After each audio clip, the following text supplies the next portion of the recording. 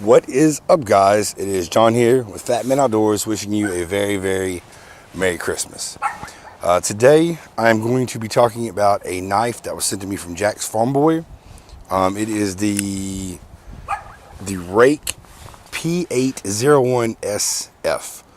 I hope I'm pronouncing that right. I keep wanting to say Ruike for some reason, but it is the Ruike. So I'm gonna take it over here to the table. We'll set it down. We'll have a look at it and compare it to some other knives. So I'll be right back with you. All right, guys. So I'm back. I did have to relocate inside. It's Christmas Day, so all the kids are outside playing, making a lot of noise. They got the dogs barking, and it's not right for me to tell them to come in. So I decided to go ahead and just move inside to do my review. So bear with me. I'm still kind of getting used to the tabletop review, getting everything, learning how to set the camera up, the angles, and all that. So we're going to work with what we got now. So today we're talking about the Ruike. This one is the P801-SF. It's a knife that Jack Farmboy sent me as part of the Geary-go-round. When I first got it, it looked like a really good knife. From shining in there, it looks like it has bearings. I'm not sure, so don't quote me on that. It's a frame lock. It's a really good flipper. The steel that this is made out of is the 14C28N. It's the same steel that they use on the Mora Garberg, the Mora Eldris, and the Mora Cansbull. So you Mora fans should really like the steel on this. It is a Scandinavian steel, so it's good steel. Higher mid-range. The handles itself is made out of a 3CR14N stainless steel. The blade length is 3.39 inches. The handle length is 4.49 inches. The overall length is 7.87 inches. The blade thickness is 0.12. Again, it is the 14C28N stainless Scandinavian steel in the blade. Drop point style.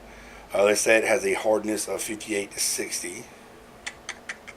Flat grind, stonewash finish. The handle thickness is 0.36. Stonewash finish as well. And it is the frame lock. And it is a tip-up carry. You cannot swap it over. So it is set up the way it is. So it's going to be a tip-up carry in your pocket like this. Which I like tip-up carry anyway. So I really like the flipper on it. Thumb stud not so great. It's okay. The flipper is super nice. Smooth. One thing that I like to do with these style knives is once you flip them open, I mean, you could see how easily the knife drops on its own. I mean, it doesn't take a whole lot of work to drop it down. So it's a good little knife. When I first found out that Jack was going to send it to me, I had planned to compare it to this knife, which is the Genzo F753M. It's 440C steel. So the steels are somewhat comparable. They're both going to be mid-range steels. But after using this knife, the fit and finish is so far and away from a Gonzo that you can't even, it's not a fair comparison. Actually, fit and finish wise, I'm going to compare it to this. This is one of the best. I mean, for the price you're paying, 40 bucks, if they put a better steel on this, like an S30V, that's a $100 knife. Fit and finish is excellent. Everybody knows I love my 940, and I'm not going to trade it for anything, but fit and finish, that's what I'm going to compare it to. Obviously, blade steels you can't match up. S30V's way above the Scandi steel, but fit and finish wise, this company's going places. I'm telling you, that's a well-built knife. I did not expect it when I first got it. So what I did with it, I got it from Jack, and I made my mind that I was going to carry it for 7 straight days, and I did. And now when it comes to folding knives, I'm not going to go out. I'm not going to baton with them. Excuse me. I'm not going to really do any bushcraft work with the folding knife. If something happens and my car were to break down in a snowstorm or some event happened, I do have a pocket knife and I can use it for that. But I just EDC'd it. Like, I replaced my Benchmade with this for a week and carried it to work. Now, the things that I did with this: opening boxes, cutting tape, stripping wire, cutting tube, cutting fuel lines, things like that. I mean, I use my knife quite a bit. And it started to dull toward the end of the week. I mean, you can see it's not super sharp anymore. But I mean, again, I use my knife a lot, so I can't really complain. For the price, you can't complain if you got to sharpen it once or twice a week. But carried it for 7 straight days, and I can't complain with it. It's a good knife, and I don't know if I've said it on camera. I know it's called a rake. I keep calling it a Ruike. I don't know why I do that, but it is a rake. I think is how you pronounce it. For some reason in my mind I got Ruike, and I'm probably always going to call it that, but it is pronounced rake, I believe. Yeah, it's a good knife. I mean, there's nothing really bad to say about it. It held up well. It's going to be pretty easy to sharpen. I mean, I don't know, if you've ever had a mower, you know, they don't take too much to sharpen up. I'm actually probably just going to hit it with a ceramic rod and then strop it before I send it out to SE Bushcraft. But it's frame lock. I like these little accent colors it has, like the blue there and the blue there, the blue thumb stud. It's a little bit heavy.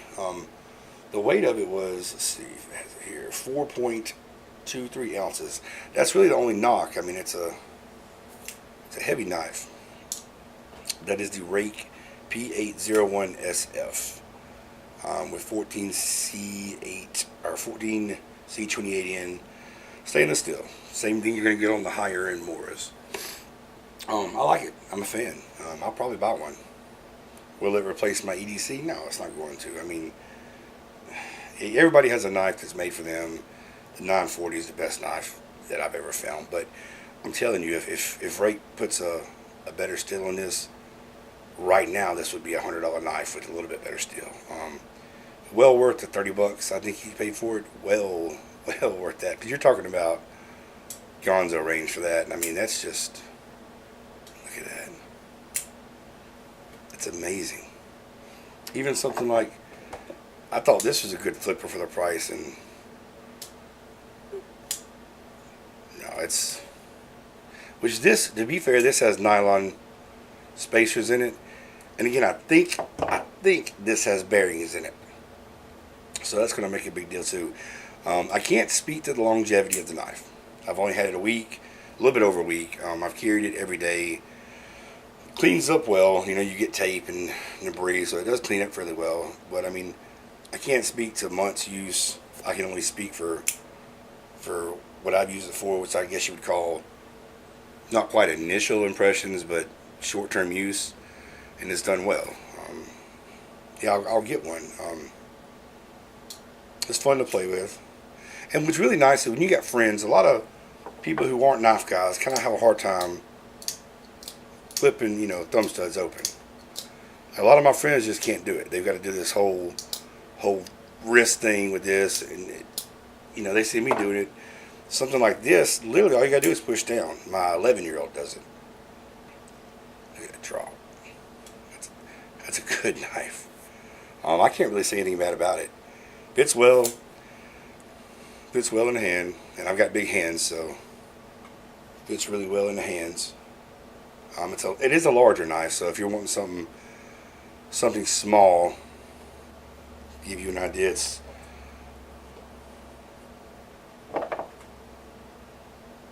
so it is a larger knife, but I like it. I mean, it's a good knife. It's held up well. Held up well in the shop. I don't baby my knives, but I'm not gonna, like I said, I'm not gonna go out and chop down a tree with a pocket knife. But it's held up well to some good work. So that's my impression. It does come in this nice box, which I guess that might matter to some of you. It could come in a burlap sack for all I care, as long as it's a good knife. But I'm a fan. Yeah, I'm gonna buy one. That's a good buy, Jack. Really good buy. All right, guys. So next, this is going to be going out to SC Bushcraft Backwoods.